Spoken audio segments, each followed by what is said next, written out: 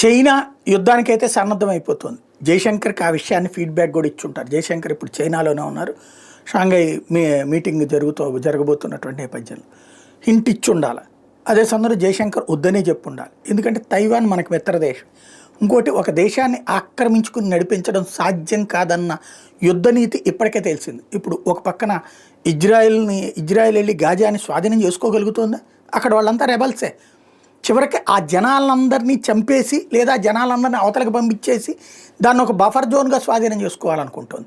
అదే రాక్షసత్వం. రెండో పక్కన ఇటు పక్కన చూస్తే యెమెన్ కానీ సిరియా కానీ ఇవేమన్నా ఆగినాయా? దేన్నన్నా కంట్రోల్ చేయగలిగా?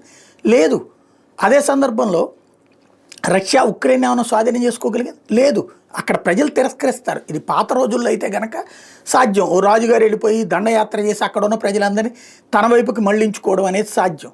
అప్పుడు కూడా ఆ తర్వాతన ప్రజలు బయటికి ఈ రాజుకి ఫేవర్గా ఉన్న ఆ తర్వాత అసలు రాజు వచ్చినప్పుడు వీళ్ళని లేపేసిన సంఘటనలు చరిత్రలో ఎన్నో ఉన్నాయి.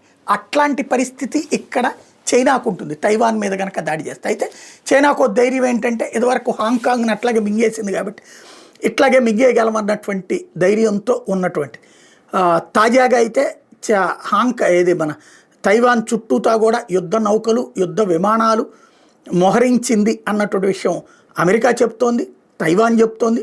అన్నిటికీ సిద్ధంగా ఉన్నామని చెప్తోంది. అమెరికానే ఓ పక్కన ఆస్ట్రేలియాతో జపాన్తో సంప్రదింపులు జరుపుతోంది. చైనా కనుక యుద్ధానికి వస్తే మనందరం వెళ్ళి తైవాన్ని కాపాడదామని. అదే జరిగితే అప్పుడు ఓ మూడో ప్రపంచ యుద్ధమే అవుతుంది. మరి అంత సీన్ దాకా తీసుకెళ్తారా? చైనా ఇప్పుడు జిన్పింగ్ ఇష్యూని డైవర్ట్ చేయడం కోసం ఈ గేమ్స్ ఏమైనా చేస్తుంది. గతంలో కూడా అట్లా చేసింది కాబట్టి ఏదనేది రాబోయే రోజుల్లో తెలియాల్సి ఉంది.